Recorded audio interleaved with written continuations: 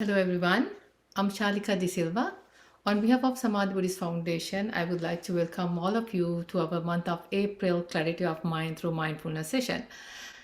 From this month, we are going to start a series of Dhamma talks on 10 perfections, which is Dasa Paramita Dhamma. Today's session is on first perfection, generosity.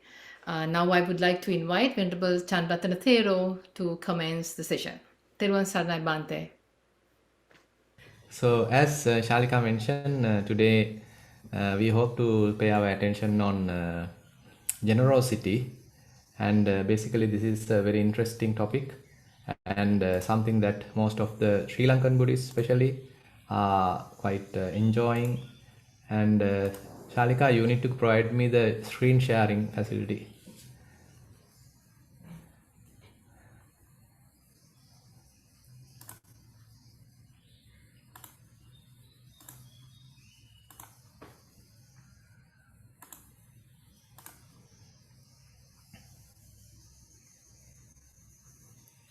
Okay, I think now it should be possible. So basically, I have prepared few slides to share with you regarding generosity. And generosity, as Shalika mentioned, something comes as the first of perfection, dana parami. And not only that, whenever assume that someone is approached the Buddha, and if Buddha wants to deliver a kind of a systematic Dhamma sermon, he doesn't immediately start with the Four Noble Truths, so that kind of meditative type of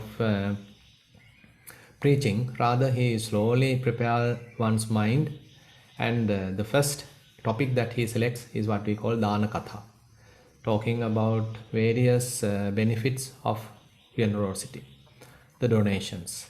So therefore, donations or doning, or what we call this dana, uh, almsgiving, and many different ways that one can give, and that generosity is one of the very respectful, one of the most important factors, a quality that Buddha really highlights. And when you refer Punya Hiriya Vattu, there are 10 such wholesome deeds. Among them, also, the very first deed is called Dana, generosity. And again, there are what you call Sangaha Vattu. Sometimes we call as Chatuhi Sangaha Vattu, four types of ways that we can benefit others. So that also start with Dana, generosity, and then offering good words, talking pleasantly, and then Attacharya, helping to achieve their goodness, and considering everyone in the equal manner. So those Satara Sanghavattu in Sinhala, actually something that most of us are familiar with. They are also Buddha highlights the very first beneficial factor that others can be benefited, others can be offered, is nothing but this generosity. And 10 perfections, as I already mentioned, dana, generosity, comes as the first item. And again, on the other hand, uh, whatever the greed that we have, or miserliness what we have, is completely abandoned whenever one is ready to give something away.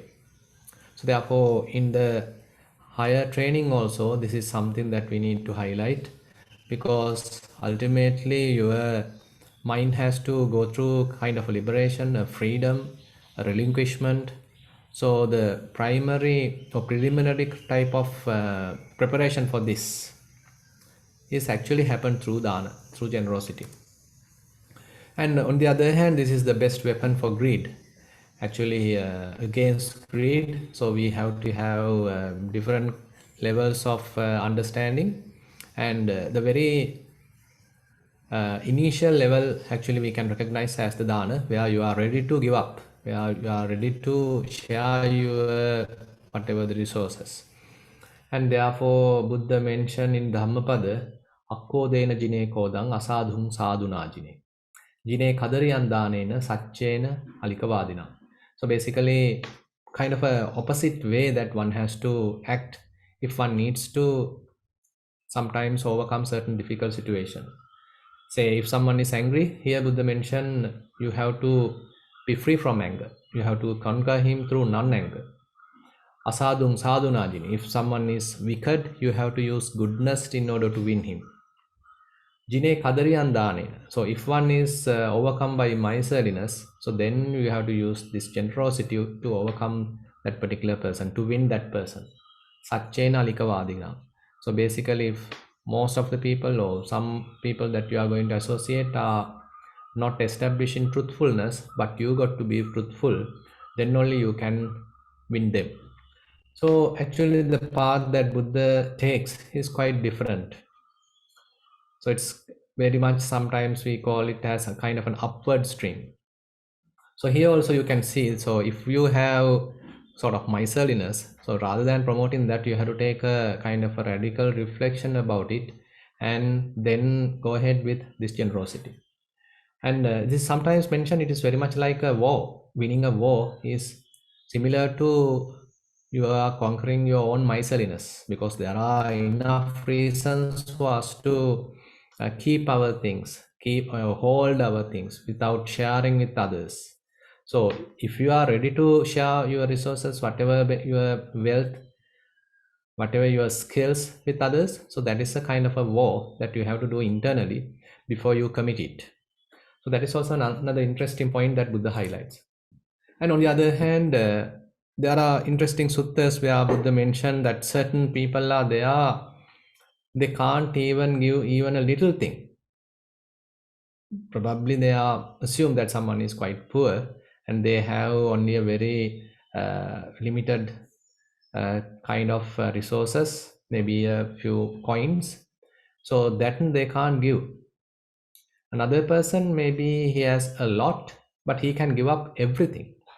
So that kind of a mentality is there with some people, where, and even if someone is have a lot, still he is not ready to give even a little. But on the other hand, there are certain other people who are quite developed and they can give up the whole thing without much of a trouble. They can give up whatever the assets that they have. So there are that kind of developed mindsets as well. So Buddha give a very beautiful simile here in Latukikopama Sutta, where Buddha mentioned that small quail who sometimes get caught to a kind of a rotten creeper and ultimately get killed. Rotten creeper is quite a weak type of bond, but still this poor, weak quail actually couldn't cut through, break through it. On the other hand, if we consider a situation of an elephant, probably he might have been bound to a pillar using a strong iron chain. But still, when it is necessary, probably this elephant is capable of completely break this iron chain. So likewise, you can understand, Buddha mentioned, for some people, even a very slightest thing so becomes a great bond. They can't break it away. But on the other hand, certain other people, even a huge bond, even a huge thing, they simply give it up. So they are quite ready to relinquish at any given moment. And on the other hand, Buddha mentioned in Dana Sutta, where if anyone aware that the benefits of dana, benefits of generosity, like he aware. So here, as Buddha awares, then Buddha mentioned that they would not eat or they would not consume anything without sharing with others. So basically, it is because of our not understanding or wrong understanding that sometimes we can't share things with others. Otherwise, Buddha mentioned here that if anybody is aware that to the level that he is aware the benefits of the generosity, then he mentioned nobody will simply consume things by himself. He may be really ready to share the resources, share whatever the things with others. So basically, therefore, it seems that we need to understand the benefits, we need to understand the importance of generosity, because it is leading towards the enlightenment. Now, there are interesting suttas highlighting the qualities of a donor. So, Kutadanta Sutta highlights certain qualities where he likes to keep the door open. So, whoever comes, his door is open. Anavata Dwaro. So, basically, he doesn't close the door for whoever comes. He is ready to share things. So his house is open to anyone. So this is a kind of a really generous person's quality. And then the Opana Bhuto, where uh, he's ready to share things with Brahmins, recluses, whoever, wanderers, beggars. So he's a kind of a wellspring to share his whatever the wealth with others. And Muttachago, so he is a musician. And then Payatapani, open-handed and is ready to comply with another's request. Because sometimes people, even though they don't feel comfortable and asking, because we don't have that quality. Because assume that you are with some resources, some whatever the wealth, and probably you might be ready to share, but others don't feel that you are ready to share. So they didn't get that sort of a feeling that I am ready to share. So that is called payatapani, that the others feel that you are ready to share, that others feel that you are ready to approach, you are approachable, and basically you are open-handed and you're ready to comply with another's request. So you have the quality of listening to another's grief, capable of mindful listening, and you have kind of a kind heart, compassion, so others can come and share their whatever the problem, and they even can request anything from you, because you are not using that opportunity in a wrong manner. Rather, you are quite open-handed. So this is a kind of a quality that in the other sense that we need to develop. So even though we may have things, so are we approachable? Is there any needy person ready to come and talk with you? So you can recognize these are very slight qualities that one has to develop, because these are really kind of beautiful human qualities. Actually, here we are talking. You can recognize another human being come and talk with you, come and ready to share their grievances, or kind of come and ask something. So that indicates kind of a trust, kind of a confidence, kind of a quality that you actually deserve, so that others are coming and talking with you. And then Vassagarato, he takes delight in distributing gifts. He delights in giving away things. And then Yacha Yoga, he is one fit to be asked from, as I have already mentioned. So you are someone who is approachable and fit to be asked from. And then Dana Sangvibhaga Rato, that whenever you are doing a particular task, you are ready to share with others, and you are ready to get their help as well. And again, when you do something, the merits that you accrue, you are again ready to share with others. So these are interesting qualities that Buddha highlights in certain suttas, that the qualities that a donor particularly has. And another interesting sutta I come across, this is called Patama Mahanama Sutta. Actually, Mahanama, the King Mahanama is a Sakadagami, a once returner, and he sometimes talk with the Buddha, and he too is a Sakyan king, and Buddha also a Sakyan. So basically, they both had a very interesting relationship, and King Mahanama is the brother of King Suddhodana. So actually, once King Mahanama approached the Buddha, and he made an interesting comment. This is quite valid to everybody, where he mentioned that even though he is quite trying to be mindful, he's developing samadhi, concentration, he's trying to develop wisdom, there are certain other occasions that he have to sometimes tame elephant, sometimes a horse, sometimes he has to attend a certain political matter, that he has to go through various matters related to the kingship. And there he asks, so what if the death happens on such occasion? Where I couldn't remember the Buddha Dhamma Sangha. I was completely sort of overwhelmed by a particular situation, kind of a disturbing situation. So what happens to me if I die at such an occasion? So this is an interesting question. So Buddha actually at that point, Buddha mentioned, so your mind is digarattang saddha paribhavitang chittang. You have developed saddha, the faith, for a long, long time. So even though at the moment of the death, that probably you may be going through a kind of difficult situation because of confusion or something, still your mind is long developed saddha. And not only that, sila paribhavitang chitta. Your mind is well developed for a long time about the morality.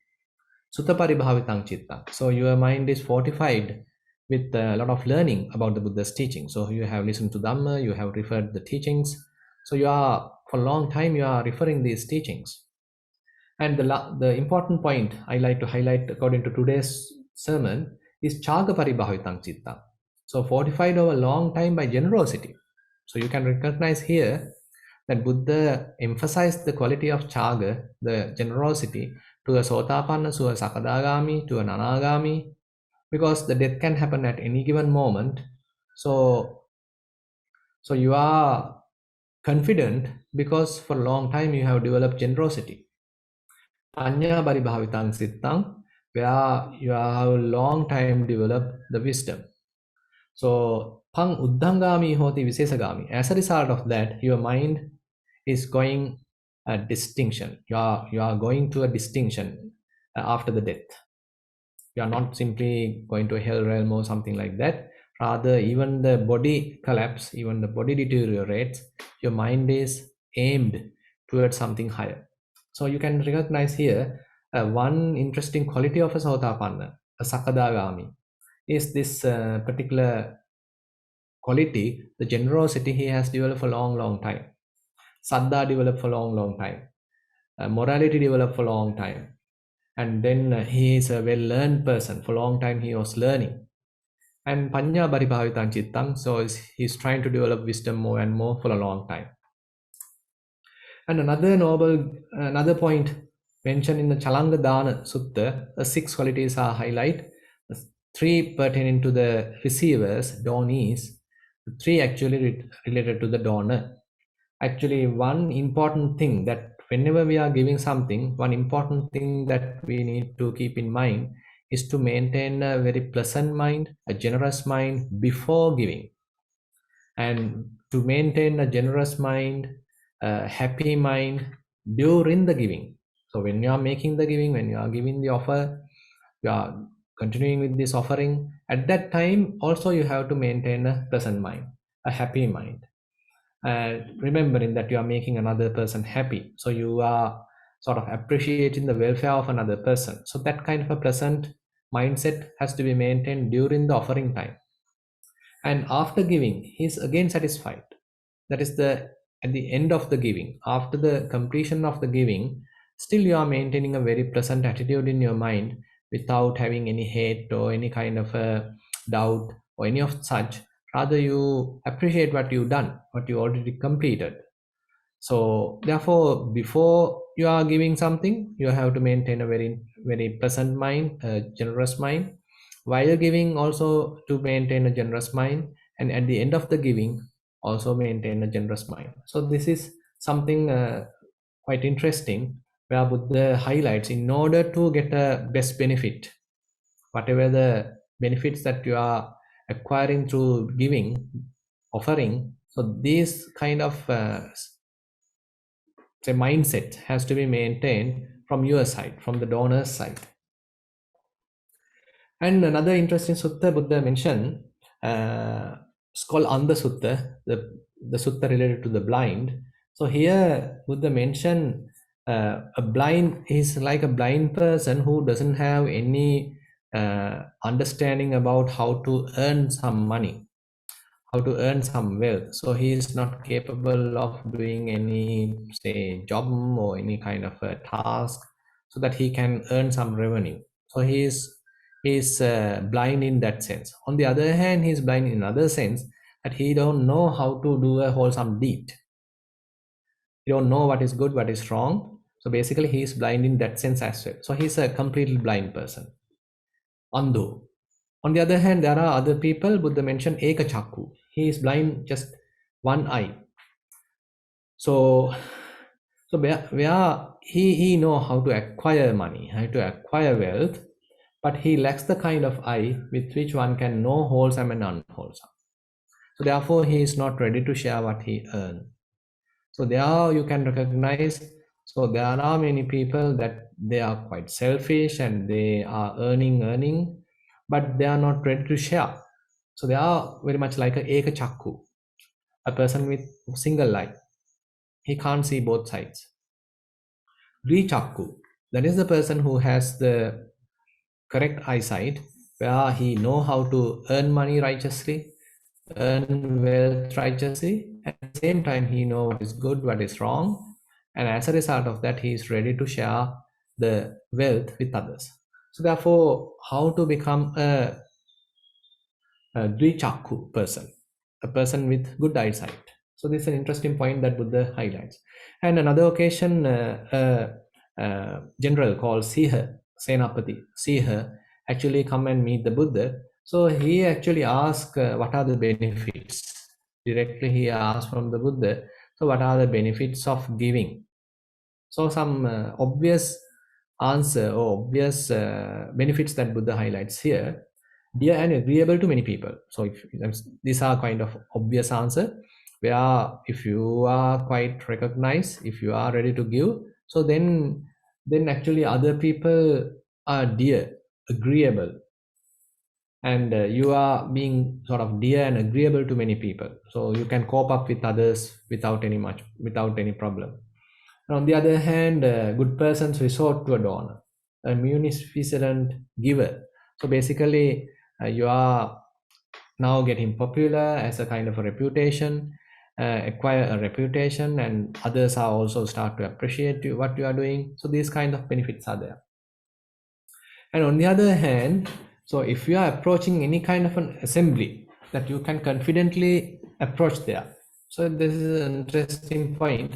Actually, sometimes we can't immediately relate how these kinds of benefits are available. But Buddha highlights here, so it develops some sort of a confidence in you, that you are again a kind of reputed person now, and you are agreeable to many, and again you develop that confidence. As a result of that, you can approach an assembly, and you can, I mean, if you want to talk, you have that confidence. You don't need to be afraid. So you are developing that confidence by giving and being generous. And on the last point only, that Buddha points to the next life, by the breaking of the body after the death. So he is destined to a good new birth. So he's having a good destination. So actually, Siha Senapati points out that he is already aware of the first four benefits, and with trust, with faith, he is believing the Buddha on the fifth point. So these 4 points highlighted at the earlier stage are quite evident, obvious, because these are sometimes we can understand. And another interesting sutta highlights the results of giving food, particularly the food. So basically, Buddha mentioned, if someone is giving food, so they are offering four things to the others. And he is offering life, he is offering beauty, he is offering happiness, and he is offering strength. So assume that you are going to give a dana to monks, that you are offering these four things. If you are offering a dana, food to a beggar, you are offering these four things. If you are offering a dana, some food to an animal, still you are offering these four things. Having given life, he partakes of life. So these are actually having the consequences as well. I mean, if you are giving life to another person, so you get long life. So you can see the Kama Vipaka. So these are good deeds, meritorious deeds, wholesome deeds. And by giving food, that you are offering life to another person, as a result of that, you also get long life. And on the other hand, sometimes you may even, born as a celestial being or as a human, you are getting a good life. And you are giving beauty. As a result of that, you also become beautiful, a pleasant person. And again, you are giving happiness. Therefore, you also become a happy person. You are not kind of depressed or that sort of a thing. Rather, when you are offering, so you are making another person happy. Suppose another person is a really tragic situation. He is in the need of money or whatever it is. So you are ready and you have offered that, and how much of happiness that that person is actually going through. You can recognize, you can put yourself into another person's position, and more empathetic, and as a result of that you can understand, I mean, whenever another person in a huge need, so if you are able to satisfy that need by offering something, then you are making that person really happy. So as a result of that, you also going to be happy. And if when you are offering strength, you too become stronger, you may have long life, and you may become more healthier. So those kinds of benefits are there. And here another sutta called Sappurisa Dana Sutta. In this sutta actually Buddha another way points out, so what are the certain qualities that one has to maintain, that whenever he is doing this donation, is offering something. So he mentioned a good person, whenever he is giving dana, he is maintaining good faith. So he has the understanding about the karma, he believes in karma. So basically, so he has faith that generosity is a good quality that I need to develop. So he has that kind of a proper understanding. So therefore he maintains faith. Saddhaya Danandeti. And again, sometimes he may understand Buddha's teaching, so he is into even that side. So basically, he is quite faithful. And he respectfully give. Sakkachandanandeti. So not like in a rush that you are giving, or say carelessly you are giving, but you are giving with respect.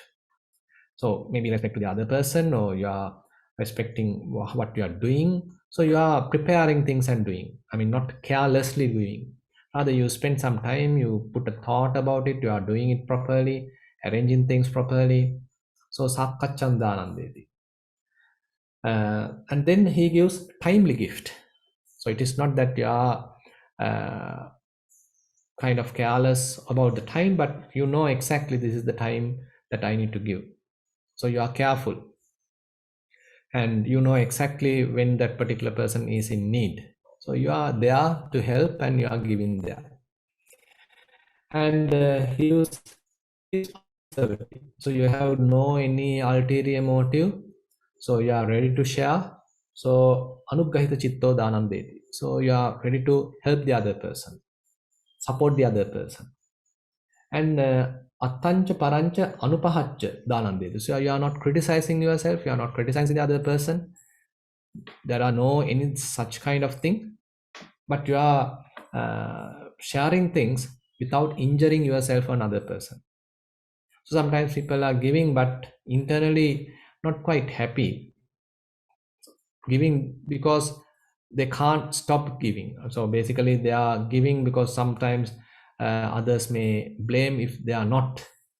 But here a sappur is a good person, actually gives wholeheartedly, and without making any kind of bad feeling to the other person or to oneself. Now we can go into another level, that is where how dana, this generosity, become a meditation, or generosity become an aid of meditation. Now, interesting situation highlights here in the Vinaya, in the discipline of the Buddha. One interesting point is that one time Vishaka approached the Buddha, and she asked 8 boons. And at that time, Buddha denied, I mean, I am not ready to give boons to women. But anyway, what is your requirement? Why are you asking? So that is the discussion happened between the Buddha and Vishaka. And then Vishaka actually interestingly highlights why she is asking these 8 boons. And I'm not going through the whole story. Rather, if I were to highlight the point here, so why she likes to share clothing, why she likes to offer, say, alms, why she likes to offer various other medicine. So all sort of different kinds of things that she is ready to share with monks and nuns. Why? So she actually highlights why she is doing it. So according to her, suppose now if there is a monk or a nun attain. So she become a Sotapanna, Sakadagami, Anagami, or an Arahant, and after some time assume that he or she passed away. Then Vishaka mentioned, she inquired from others, has he or she ever visited Savatthi? Has she ever visited my house? Has she ever visited the place where I offer dana?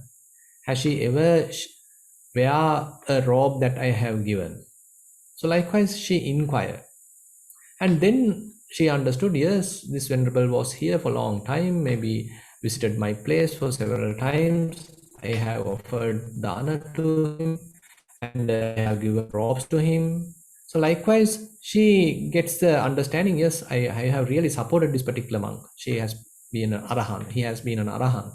So likewise, when that being recalled by me, then a lot of delight is born in my mind. Now Visakha is actually telling this.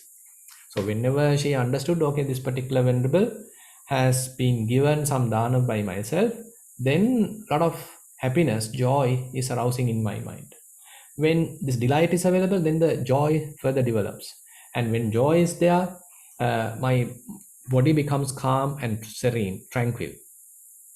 And when the body becomes calm, tranquil, so then I feel comfortable, I feel happy. As a result of that, Sukhinya chittang samadhiyasati.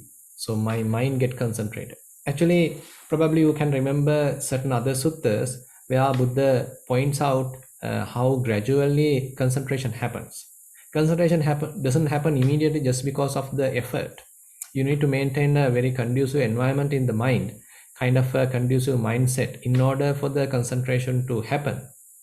Say, for example, to have a kind of a delight in the mind or kind of a gladness in the mind. That gladness develops towards the rapture. Rapture develops towards the tranquility. Tranquility develops towards the comfort, happiness. And when the mind and the body is quite comfortable, then the mind becomes concentrated. So this is a kind of a conditioned approach, kind of a cause and effect relationship is there.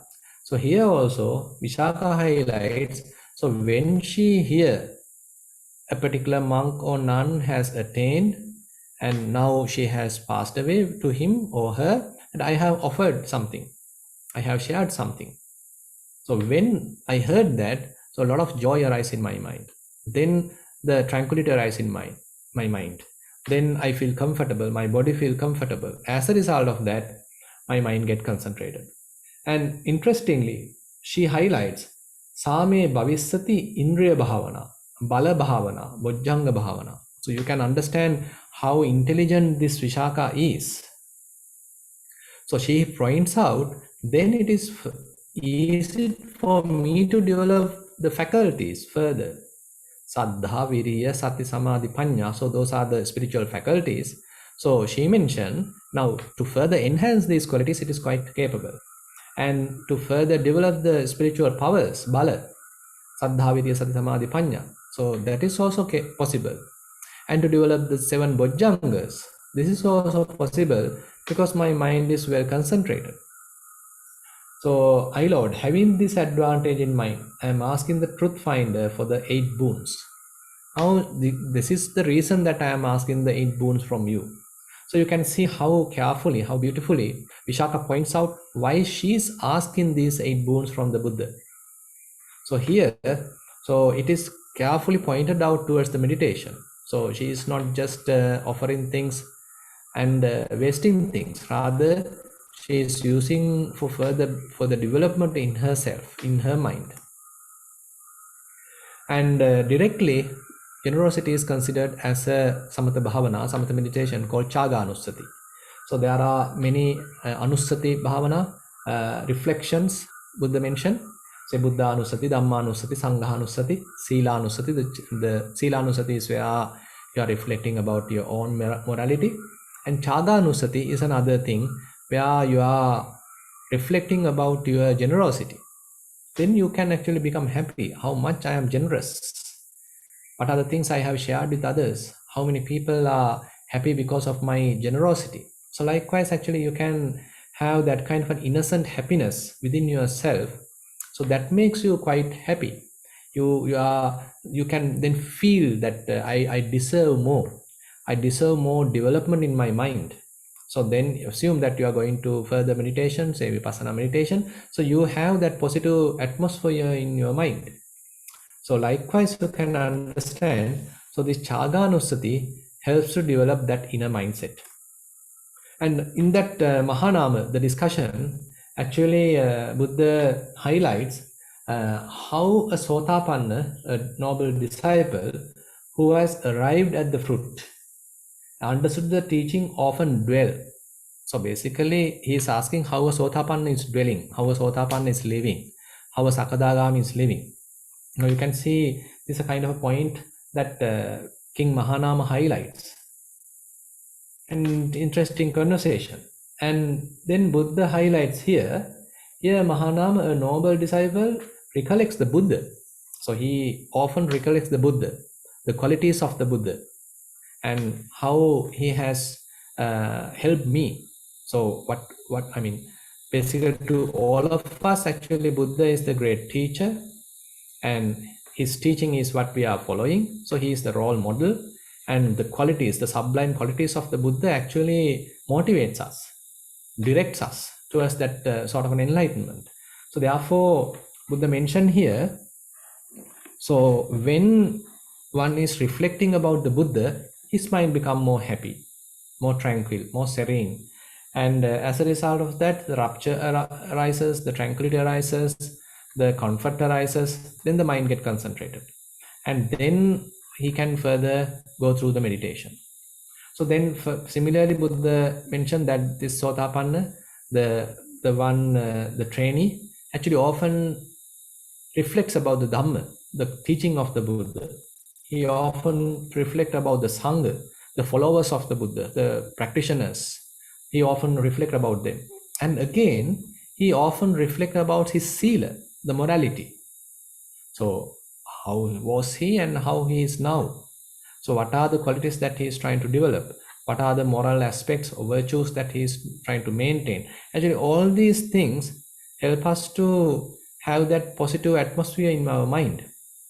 And then one feels that I deserve more, I can do more. And the interesting point I like to highlight here is that the noble disciple recollects his own generosity. Now remember that this is a noble disciple, a Sotapanna, Sakadagami, Anagami, such kind of a person. He recollects about his own generosity. Attano chagang anusarati. So his own generosity he is reflecting. It is truly my good fortune and gain that in a population obsessed by the stain of miserliness, I dwell at home with a mind devoid of stain of miserliness. So many others are not generous, but I am a little different. I am quite generous.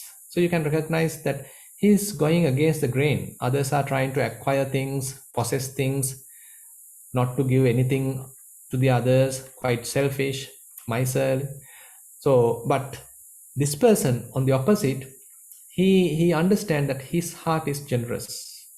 He is ready to share things.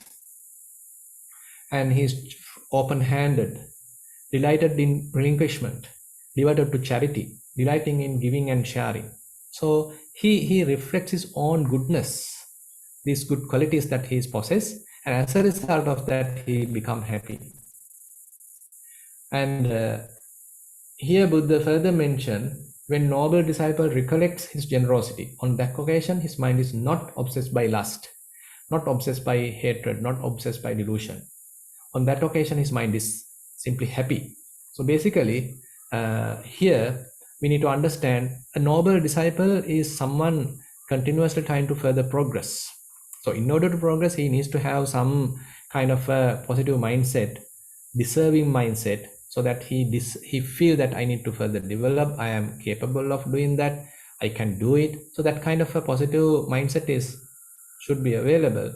So he is preparing that, or he is generating that through his own qualities, his generosity and his own sila and his faith about the Buddha, the Dhamma, the Sangha. So likewise, he is maintaining that atmosphere in his mind, and therefore he is now further continuing his practice. So these are the things that I like to share with you regarding the generosity. And if you have any question, I can spend a few more minutes with you. And otherwise, I can give you a few guidelines to meditation and then can wind up the session.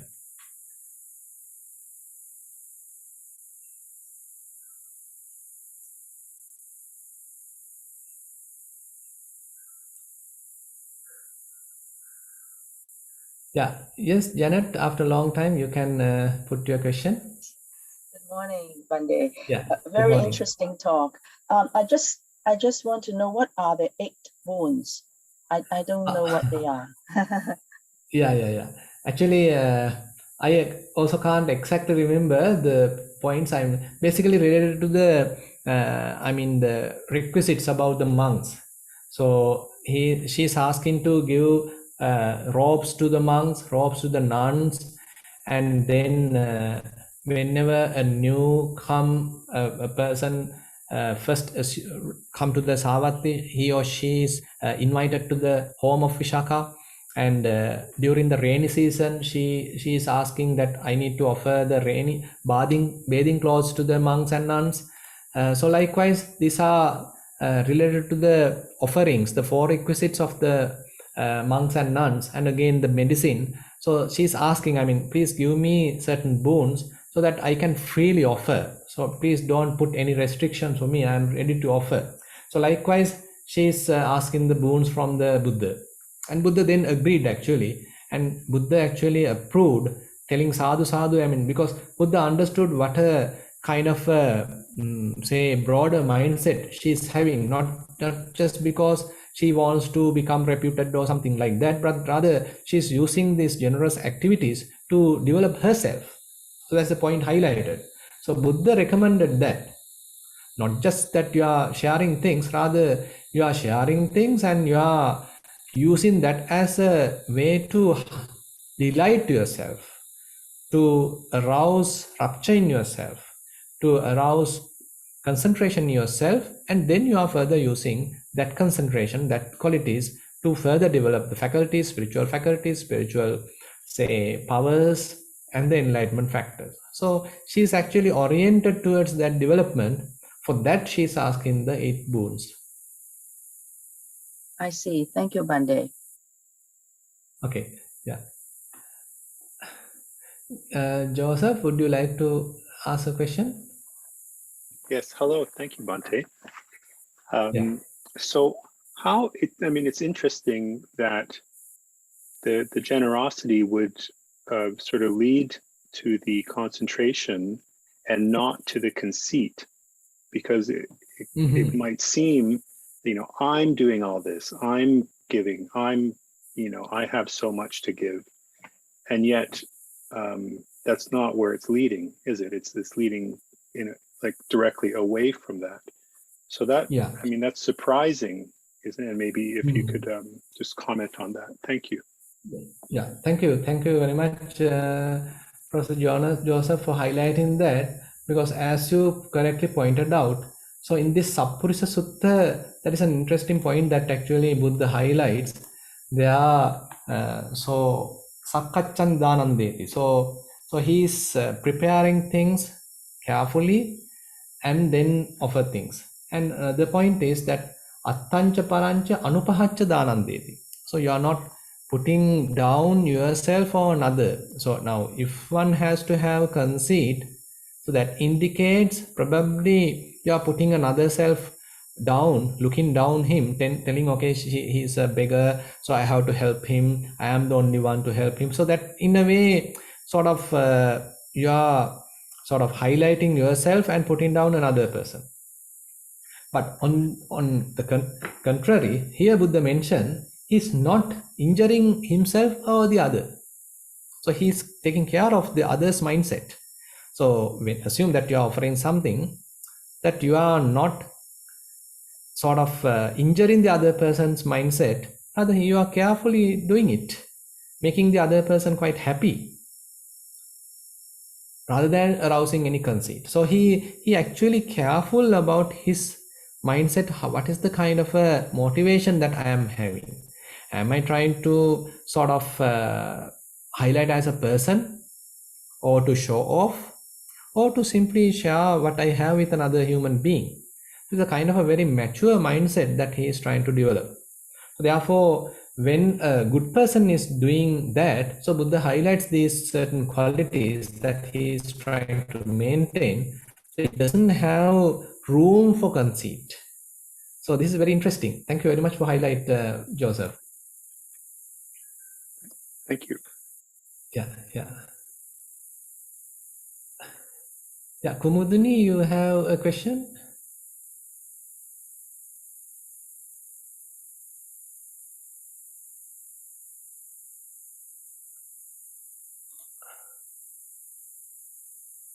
Or maybe Chandrika can ask the question. I think Kumudini has a little trouble.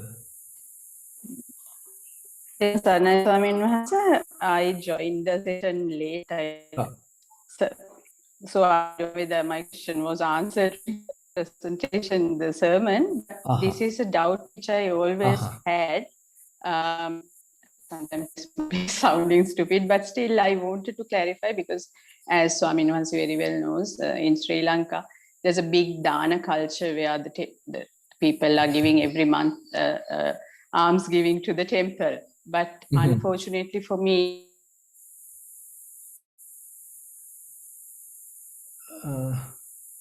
you got disturbed, by the way.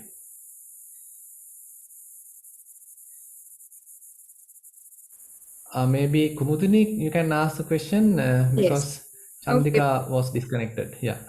My question was almost the same as what Joseph Siddiqui asked. I was also thinking that maybe that reflecting on what your generosity is and getting joy from it is good, but at the same time, is it not elevating your sense of self? So that is where actually the meditation is required.